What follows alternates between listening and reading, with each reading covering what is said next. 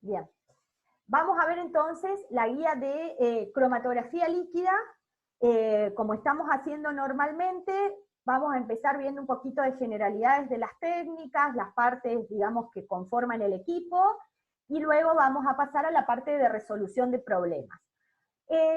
Ustedes al ya haber visto toda la parte de cromatografía gaseosa, o bueno, creo que les queda ver un poquito con Liliana, pero no es mucho, pero ya vieron toda la parte de cromatografía, entonces, en cierta forma, la cromatografía líquida tiene muchas similitudes con la cromatografía en fase gaseosa.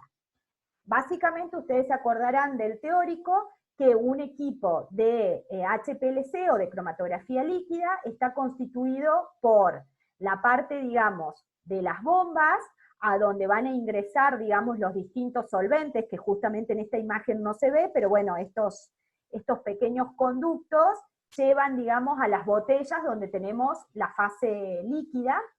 Luego tenemos los detectores, que hay una amplia variedad de tipos de detectores. Generalmente los que más se suelen utilizar o los más comunes son el de arreglos de diodos, el de UV visible y el de índice de refracción. Estos se pueden usar en forma simultánea o en forma paralela, entonces hay compuestos que los vamos a poder analizar por empleando un detector, y hay otros que vamos a necesitar el empleo de otro tipo de detector.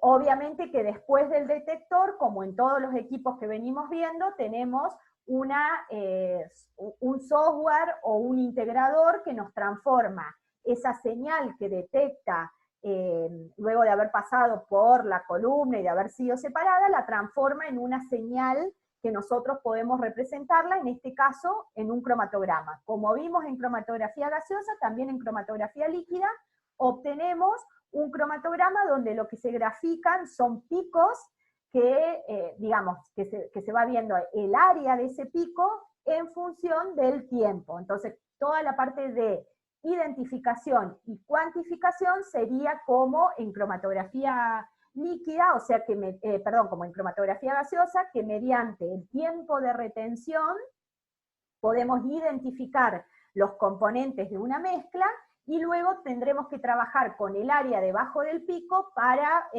cuantificar, que ahora ya vamos a ver cómo se cuantifica cuando se emplea la técnica de HPLC. Bien, aquí tienen un diagrama, un esquema de los componentes de este equipo, donde ustedes pueden observar que tienen, la primera parte tiene que ver con los disolventes.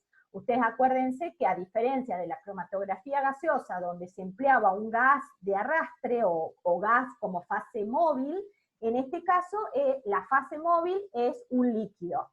Ese líquido puede ser uno solo o pueden ser varios, por eso es que aquí pueden encontrar varios botellones. Si nosotros estuviésemos trabajando con un solo solvente o fase móvil, diríamos que estamos trabajando en condiciones, ¿alguien se acuerda cómo, si trabajábamos con un único componente en la fase móvil, cómo se llamaban esas condiciones?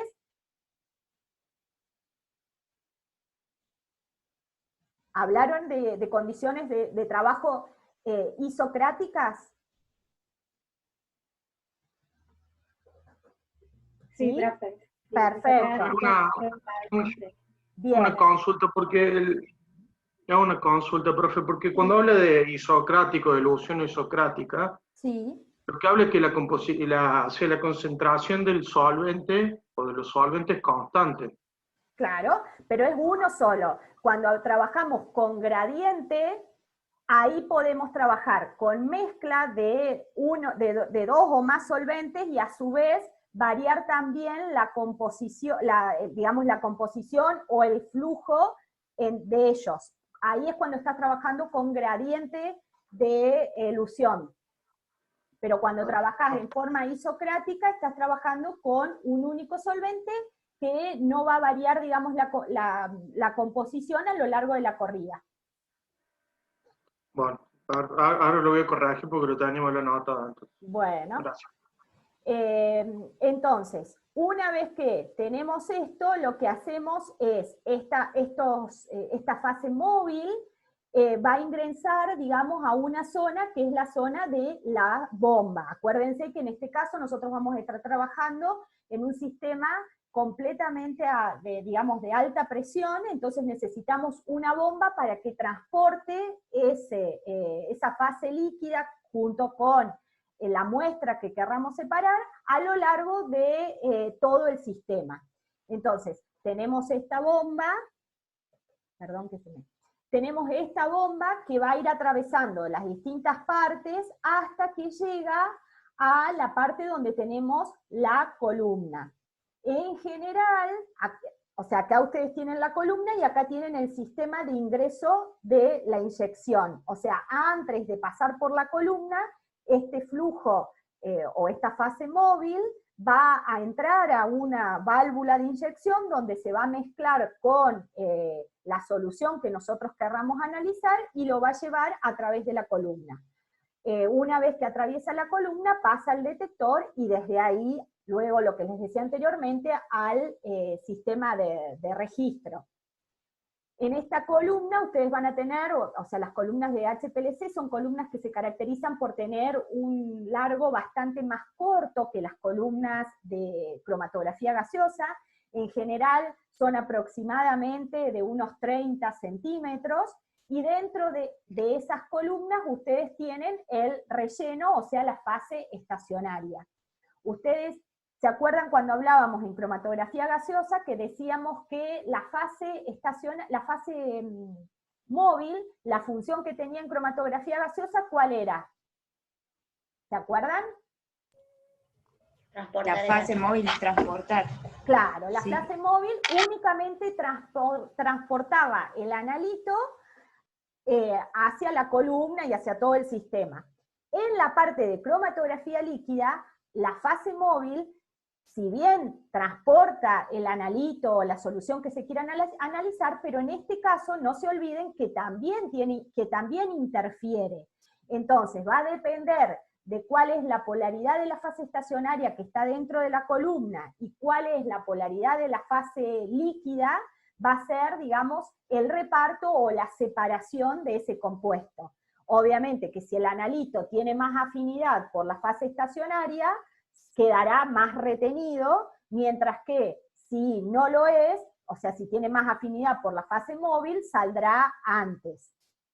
Por eso también es que hablamos de modos de separación, que esto seguro también lo vieron con Liliana. Podemos hablar que se trabaja en fase normal o en fase reversa. Esto tiene que ver con la polaridad de la fase móvil y de la fase líquida. Nosotros trabajamos en condiciones de fase normal cuando la polaridad de la fase estacionaria es alta y la polaridad de la fase móvil es baja o media. Entonces, en este caso, el orden de elución, o sea, los compuestos menos polares van a ser los primeros que salgan. ¿Por qué? Porque, bueno, los más polares van a quedar retenidos, digamos, más tiempo en la fase estacionaria. Mientras que, si trabajamos en fase reversa, es al revés, o sea, tenemos una polaridad de fase estacionaria baja y la polaridad de la fase móvil es media o alta. Entonces, en este caso, el orden de elución será el que primero salga, va a ser el más polar. ¿Estamos de acuerdo hasta acá? Sí, profe. Bien. Esto es muy importante y lo tienen que tener bien en claro porque en cromatografía gaseosa nosotros lo único que hacíamos era elegir como fase móvil un solvente que fuera inerte, o sea que no reaccionara ni con la fase estacionaria ni con el analito. Es por eso que en general se usa nitrógeno o helio. Pero en el caso de la cromatografía líquida, uno va a tener que considerar, además de la polaridad de la fase estacionaria de la columna que nosotros empleemos, también cuando diseñemos el método de análisis vamos a tener que ver la polaridad de la fase móvil. Otra cosa importante que no les dije en el gráfico anterior es que en todos estos sistemas es altísimamente necesario trabajar con la mayor pureza de los solventes y evitar, tanto de los solventes como de la muestra, evitar que ingrese algún tipo de impureza. Por eso es que todos estos solventes que ustedes tienen en estos botellones, si ven este pequeño, digamos, rectángulo, son filtros. Con esto, además de que compramos reactivos o solventes para HPLC, que ya tienen una pureza determinada, además los filtramos antes de que ingresen a todo el sistema. Y lo mismo se hace con las muestras que nosotros querramos analizar. Previamente se filtran y nos aseguramos de que esa muestra no tenga ningún tipo de precipitado que pudiese quedar, digamos, inserto en alguna parte del sistema y que después nos puede llegar a traer, digamos, grandes problemas, más que todo por el tema de los flujos y de las presiones a las cuales estamos trabajando. Eso es algo que es muy importante que lo tengan en consideración. Hay otros sistemas donde también, justamente en este no está diagramado, pero muchas veces se suele usar una precolumna, o sea, se pone lo que sería una columna de sacrificio, que le sabemos llamar,